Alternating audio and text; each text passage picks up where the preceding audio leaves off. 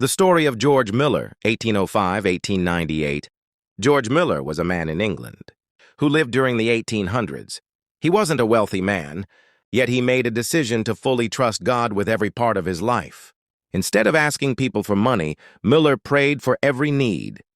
Over his lifetime, he built orphanages that cared for more than 10,000 orphans. There were many times when the children in the orphanage had no food for the next meal. But Muller would gather them at the table, thank God for the food, even though none was there, and almost miraculously, someone would knock on the door with bread or milk at that very moment. One well-known story tells of a morning when there was no food at all. Muller prayed, and suddenly a baker knocked, saying God had told him the night before to bake extra bread for the orphans. Moments later, a milkman's cart broke down right outside the orphanage, and he gave all the milk to the children since it couldn't be delivered elsewhere. George Muller lived to be 92 years old. He left behind not riches, but a legacy of faith that showed how God's power could provide for thousands. Simply through prayer and trust follow for more.